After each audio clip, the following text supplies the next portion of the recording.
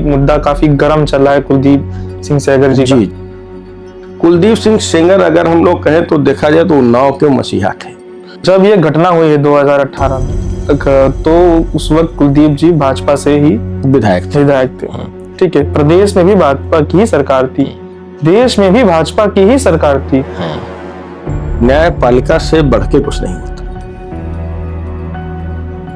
और वो जो लड़की का परिवार, एक छोटा परिवार, ठीक है, ऐसा क्या षड्यंत्र उस लड़की के अंदर हिम्मत आ गई कि उसने ऐसा कर दिया? कुछ तो शायद ऐसा हो सकता है कि हम लोग कुछ सच्चाई अभी भी मिस आउट कर रहे हैं। नहीं, छोटा परिवार नहीं था, वो आपराधिक परिवार था। उनके चाचा भतीजे सब अपराध की दुनिया में लिप्त है। पीड़िता क्यों आखिर नार्को टेस्ट से भाग रही है? वो कहती मैं क्यों कराऊं नार्को टेस्ट? कहीं ना कहीं उसके मन में चोर है।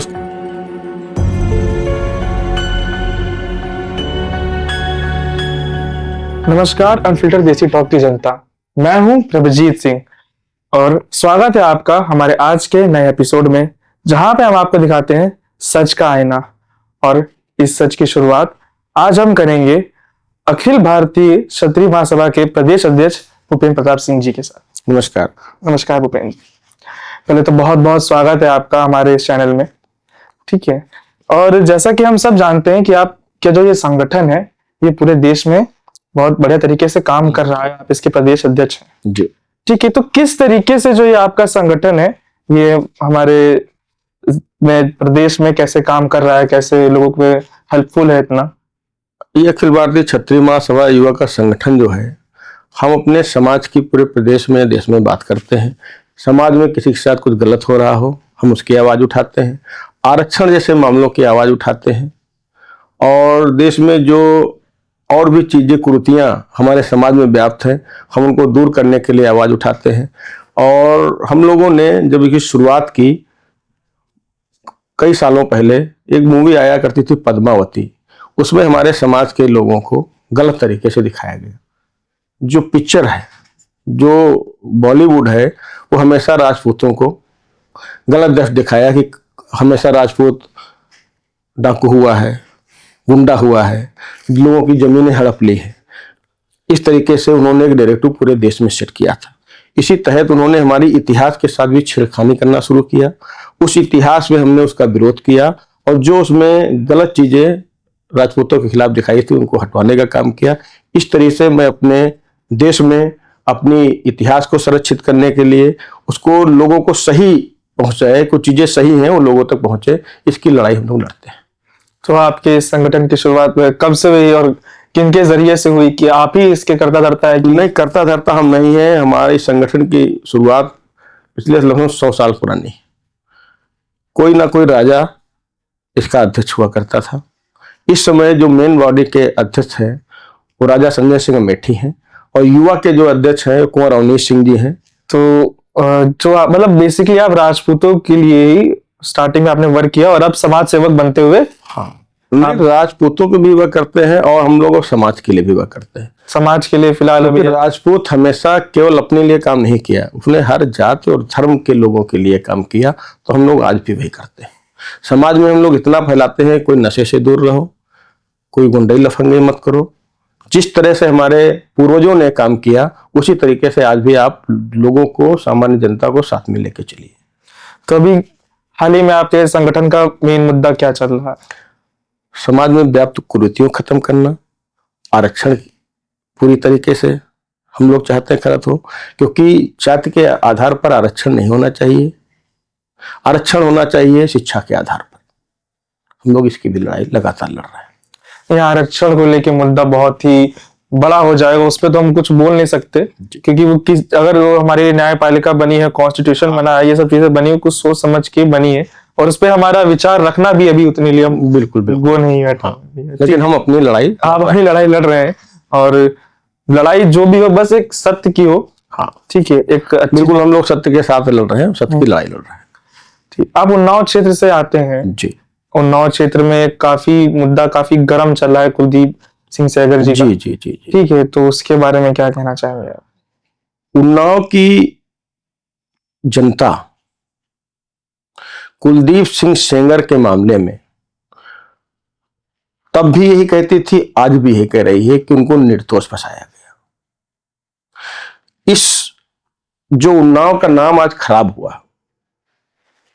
पहले हम लोग उन्नाव में चंद्रशेखर आजाद जैसे लोग हुआ करते थे, उनका नाम लिया करते थे, लेकिन आज एक गलत मुकदमे की वजह से लोग उन्नाव को बलात्कारी कुलदीप सिंह के नाम से जानने लगे, जबकि ये घटना पूरी तरीके से निराधार है, झूठ है।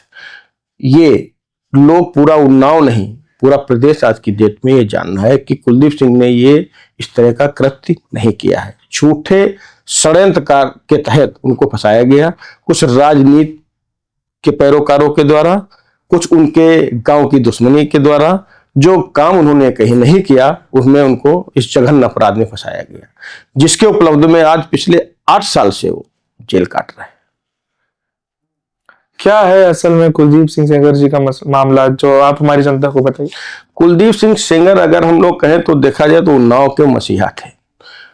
कोई भी गरीब हो चाहे अमीर हो, चाहे किसी भी जाति बिरादरी धर्म का व्यक्ति हो, उन्होंने किसी के साथ जो भी उनके दरवाजे गया उन्होंने सबका सम्मान किया और सबकी जो सही था उसी की उसकी पैरवी की, गलत का साथ उन्होंने नहीं दिया।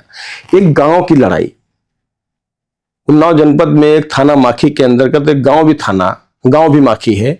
उस गांव की लड़ाई जो पीड़िता है उसका एक गांव के रहने वाले एक शुभम सिंह हैं, उनके ड्राइवर एक तिवारी जी हैं, उनके साथ उनका अफेयर हो जाता है। उस अफेयर के तहत वो उसके साथ भाग जाती है। भागने के बाद जब कुछ दिन बाद वापस आती हैं तो गांव में एक पंचायत होती है।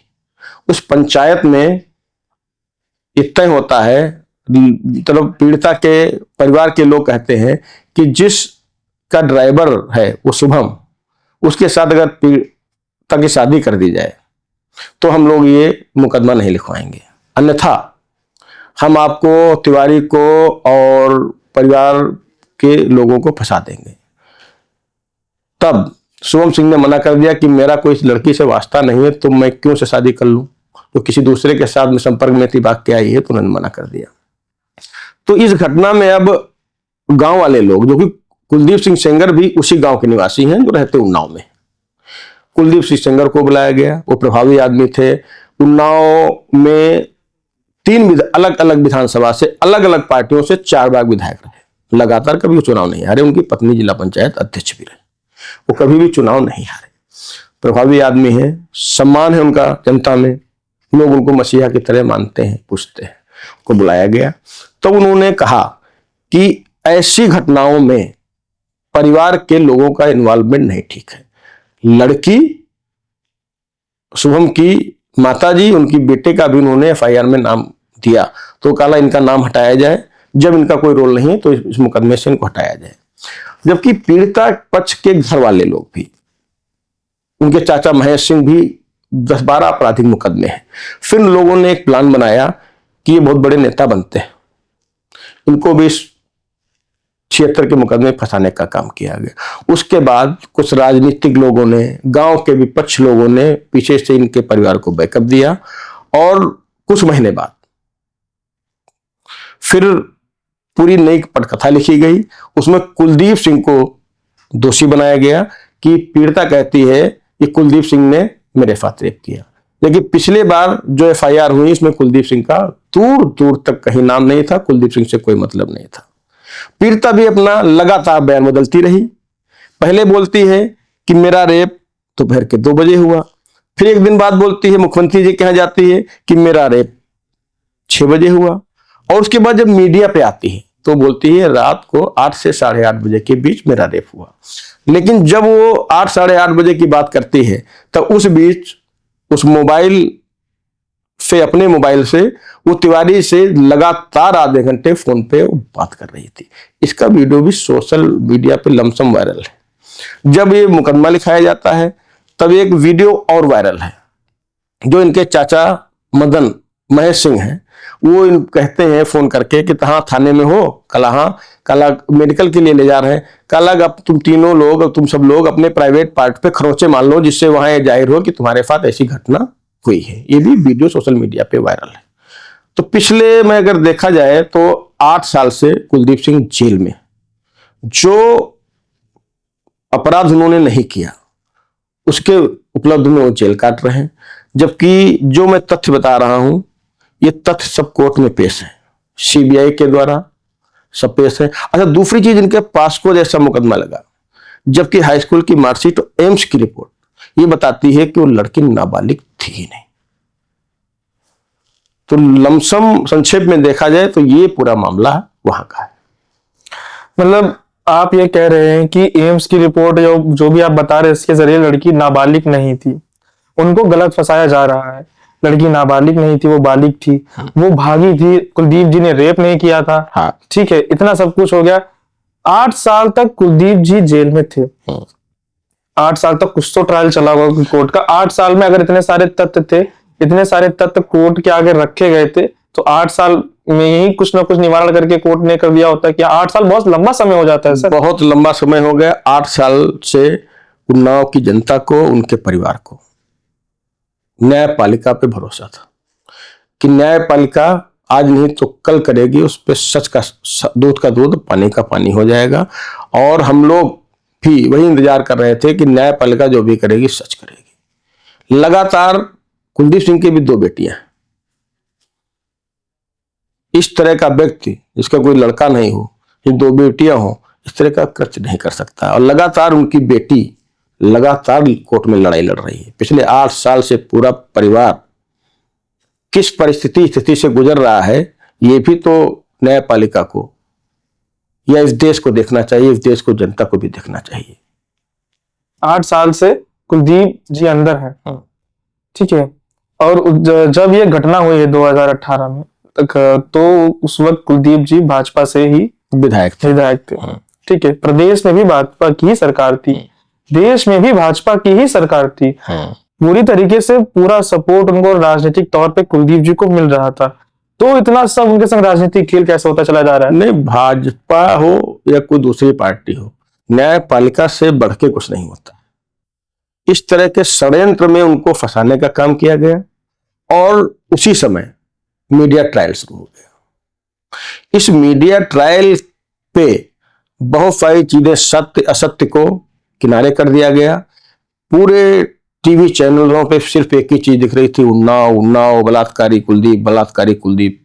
तो कहीं ना कहीं पीड़िता की सहानुभूति में लोगों ने, जो उन्नाव के लोकल लोग थे वो तो जानते थे कुलदीप सिंह ये नहीं कर सकते, लेकिन दिल्ली, बंबई, महाराष्ट्र, अन्य प्रदेशों में, अन्य जिलों में बैठा वो नहीं जानता था कि असलियत क्या है। आज भी अगर आप कैमरा लेके उन्नाव जनपद तो पूरा छोड़ दीजिए, आप उन्हीं के गांव चले जाइए, एक परिवार छोड़ के दूसरा एक व्यक्ति ये नहीं कह सकता है कि कुलदीप सिंह बलात्कारी थे। उन्होंने इस तरह के अपराध या कृत्य घटना उन्होंने किया है। कुलदीप सिंह एक बहुत जानी मानी हस्ती में से एक आ रहे हैं उन्नाव के। और वो जो लड़की का परिवार, एक छोटा परिवार, ठीक है, ऐसा क्या षड्यंत्र उस लड़की के अंदर हिम्मत आ गई कि उसने ऐसा कर दिया? कुछ तो शायद ऐसा हो सकता है कि हम लोग कुछ सच्चाई अभी भी मिस आउट कर रहे हैं। नहीं, छोटा परिवार नहीं था, वो आपराधिक परिवार था। उनके चाचा भतीजे सब अपराध की दुनिया में लिप्त हैं और ये कहीं ना कहीं उनके पट्टीदार भी है, हमें लगता है गांव के ही। वो भी ऐसा नहीं कि पीड़िता दूसरे कास्ट की रही, वो भी राजपूत है, वो भी ठीक ठाक लोग हैं। लेकिन कुलदीप सिंह की जो जनता के प्रति, जो जनता उनको अपना मसीहा मानती थी, जो लोकप्रियता थी, वो उनसे बर्दाश्त नहीं हो रही थी। क्योंकि गांव में छोटी सी राजनीति के चक्कर में लोग कहां से कहां हो जाते हैं। जैसे हम लोग देखते हैं पूर्वांचल की घटना, 1.5 बिस्वा जमीन के पीछे मुख्तार और ब्रजेश सिंह का मामला शुरू हुआ, आज कहां पहुंचा। तो वही स्थिति है उन्नाव की। एक गांव की एक छोटी सी घटना, एक छोटा सा विवाद, उसने इतने बड़े अंजाम को जन्म दे दिया। बड़ी घटना के पीछे कहीं ना कहीं छोटी भूमिका रहती है। और ये उनके विपक्ष के लोगों को, कुछ राजनीतिक लोगों को, कुछ गांव के लोगों को पूरा मौका मिल गया कि कुलदीप सिंह को किस तरीके से ध्वस्त किया जाए, उनका राजनीतिक कैरियर, उसका सामाजिक प्रतिष्ठा और उनकी पारिवारिक प्रतिष्ठा को कैसे ध्वस्त किया जाए, पूरा मौका मिल गया। चलिए, जैसा कि आप ये कह रहे हैं कि लड़की को वो सहानुभूति मिली मीडिया ट्रायल्स की वजह से, लड़की को सहानुभूति मिली, कह रहे हाँ नाबालिग थी, ठीक है। आप भी तो एक तरीके से उन्नाव सहानुभूति आपको कुलदीप जैसे यही कह रहे नहीं वो अच्छा आदमी है, वो ऐसा कर ही नहीं सकता।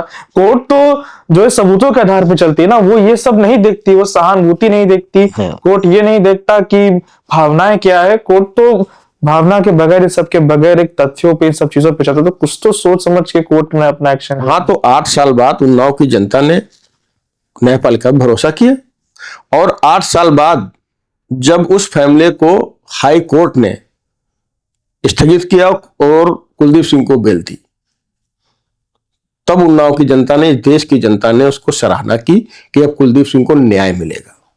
लेकिन जिस दिन इनकी बेल होती है, सजा का स्थगन होता है, रात को पीड़िता किस तरह रात के 12 बजे दिल्ली पहुंच जाती है और ये कहती है कि अगर कुलदीप सिंह रिहा हुए तो मैं, मेरा परिवार फांसी लगा के मर जाएंगे या मुझे मार दिया जाएगा। और उनकी मां तक ये भी कहती है कि कुलदीप सिंह जब दिन उनको बेल दी कि अगर उनको लगता है कि कुलदीप सिंह ने बलात्कार नहीं किया तो अपनी बेटी कुलदीप सिंह के पास भेज कर देखें, उनको पता चल जाएगा कुलदीप सिंह बलात्कारी है कि नहीं। इतनी गंदी मानसिकता के ये इनके परिवार के लोग हैं। न्यायपालिका पे भरोसा करके अगर सत्य होता तो कोर्ट ने ही तो बेल दी थी, सजा का स्थगन किया था। ये सब पूरा नाटक पिछले 2-3-4 दिन से दिल्ली में चल रहा है और कुछ लोग अब किराए पे भी कह सकते हैं या सस्ती लोकप्रियता के लिए उस पीड़िता के साथ दफ्तियां लेके खड़े हो गए, जिनको उन्नाव के विषय में कोई जानकारी नहीं है कि सत्यता क्या है। आज सोशल मीडिया पे, चाहे मीडिया पे, आज भी आप देख लीजिए, सारे तथ्य सामने हैं। एफआईआर से लेके कहां तक कि कब कुलदीप सिंह एफआईआर हुई, कुलदीप सिंह को कब ऐड किया गया, कुलदीप सिंह के मोबाइल की लोकेशन क्या थी, कुलदीप सिंह तब कहां थे, सब देखा जाए तो दुनिया आज कह रही है कि कुलदीप सिंह दोषी हैं।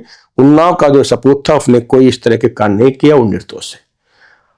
फिर इस घटना के तहत जब वो कहती है कि हमें मार दिया जाएगा, कर दिया, सुप्रीम कोर्ट ने इस पे जो भी हाई कोर्ट ने आदेश दिया था उस पर रोक लगाई। शायद उसकी कोई अगली डेट है, उस पे उसका तय होगा। मैं सिर्फ ये न्यायपालिका से कहना चाहता हूं कि अगर सहानुभूति के आधार पर अगर कोर्ट फैसला करेगा तो ये कहां तक जायज है। इस तरह से अगर जितने लोग हैं किसी की भी बेल नहीं हो सकती। न्यायपालिका का नियम कहता है कि पास्को भी जैसे जो निराधार है, जिसको नहीं लगना चाहिए था, पास्को भी जैसे मुकदमे में भी 2.5 साल 7 साल में बेल हो जानी चाहिए। तो कुलदीप सिंह को आखिर क्यों नहीं बेल मिल रही, क्यों उनकी सजा का स्थगन को सुप्रीम कोर्ट ने रोक लगाई, मैं इतना पूछना चाहता हूँ। कुलदीप सिंह का क्या अभी भी पॉक्सको एक्ट पे ट्रायल चल रहा है? हाईकोर्ट में ट्रायल चल रहा था और हाईकोर्ट ने उस सजा का स्थगन किया था, तब सुप्रीम कोर्ट ने उस पर रोक लगाई थी। जैसा आप कह रहे हैं कि ये सबूत हमारे पास है कि वो लड़की नाबालिग है, सॉरी बालिग है। हाँ, ये सबूत हमारे पास है। हाँ, ये सबूत हमारे पास नहीं, ये कोर्ट में सबमिट हो चुके हैं कि वो लड़की बालिग है, नाबालिग और एम्स की रिपोर्ट के हिसाब से, हाई कोर्ट की रिपोर्ट के हिसाब से। दूसरी सबसे बड़ी बात, मैं तो ये कहता हूं, नव जनता कहती है कि कुलदीप सिंह का नार्को टेस्ट करा लिया जाए और पीड़िता का भी नार्को टेस्ट करा लिया जाए। जो भी अगर सब सच सामने आ जाएगा। पीड़िता क्यों आखिर नार्को टेस्ट से भाग रही है? वो कहती मैं क्यों कराऊं नार्को टेस्ट? कहीं ना कहीं उसके मन में चोर है, उसको लग रहा है कि जो मैंने कृत्य किया है वो दुनिया के सामने उजागर हो जाएगा। एक व्यक्ति जो पिछले 8 साल से निर्दोष होकर भी जेल काट रहा है और जो दोषी है आज खुलेआम घूम रहे हैं और वो कह रहे हैं कि कुलदीप सिंह हमको मरवा देंगे, छूट जाएंगे। कोर्ट ने उनको 20-20, 25-25 आदमी को सुरक्षा दे रखी है। इस सुरक्षा में रहने के बाद कौन किसको मरवा देगा? ऐसा बिल्कुल नहीं हो सकता है। वो सिर्फ मीडिया के सामने सिर्फ अपनी सहानुभूति बटोरने के लिए कुलदीप सिंह जेल से ना निकले, ताउम्र उनको जेल में बितीत जाए, इसलिए पूरी सुर्खियां बटोर रही है। इसी के तहत पूरा ये ड्रामा उसका चल रहा है। तो अभी वो लड़की कहाँ है, क्या कर रही है, क्या है उनका? कुछ दिन पहले तो मैं का वीडियो लगातार आ रहा है, दिल्ली में कभी धरने पे बैठ जा रहे, कुछ वहां पे सोशलिस्ट को लेके, किसी ना किसी को लेके सिर्फ यही कर रहे कि किसी तरह कुलदीप बाहर ना आने पाए। और 8 साल से तो वो सरकारी सुरक्षा का मजा ले रही है। 25-25 गार्ड उसकी सुरक्षा में रहते हैं, जो कोर्ट ने दी, सरकार ने नहीं, जो कोर्ट ने दी है। उसके साथ में जो गवाही वाले लोग थे उनके पास से 20-20 सीआरपीएफ के लोग चल रहे हैं। उसके बाद भी अगर उसको खतरा बना हुआ है तो इस तरह से थोड़ी देर कानून चलता है। किसी की सहानुभूति के हिसाब से न्यायपालिका नहीं चलनी चाहिए। न्यायपालिका सत्य के आधार पर नहीं चलनी चाहिए। मैं फिर कहता हूं कि अगर कुलदीप सिंह दोषी हैं, लटका दीजिए फांसी पे।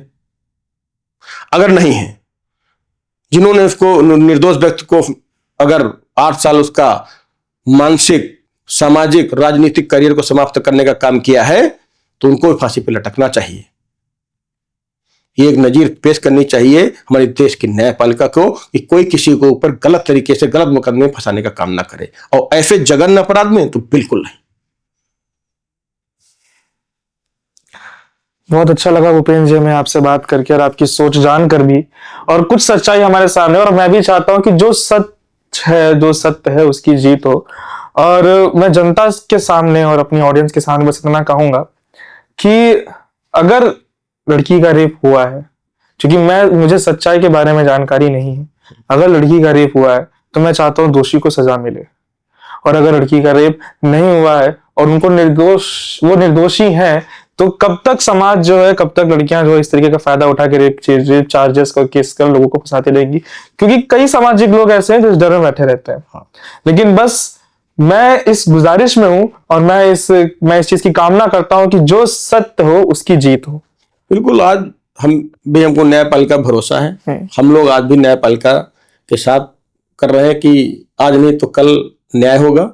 और अगर सहानुभूति के साथ न्याय होना है तो हम लोग भी, अगर वो 10 लोग 50 लोग जाके धरना प्रदर्शन पे बैठ के अगर वो सहानुभूति ले सकते हैं तो हम लाखों की संख्या में दिल्ली में आने वाले समय में जंतर मंतर पर जाके हम कहेंगे हमारा विधायक निर्दोष था, हमारा नेता निर्दोष है, कुलदीप सिंह निर्दोष है, वो हमारे उन्नाव का मसीहा है, वो ऐसी घटना नहीं कर सकता है। चलिए, बहुत बहुत अच्छा लगा भूपेंद्र जी आपसे बात करके। बहुत बहुत धन्यवाद, आपने हमें अपना कीमती समय दिया। और हम ईश्वर से कामना करते हैं जो आपका ये संगठन है वो आगे चले, ऐसे ही आप राजपूतों की, देश की, समाज की सेवा करते रहें। ठीक है, बहुत आभार, धन्यवाद आपका। आपके चैनल के सभी दर्शकों को बहुत बहुत आभार, धन्यवाद। नमस्कार।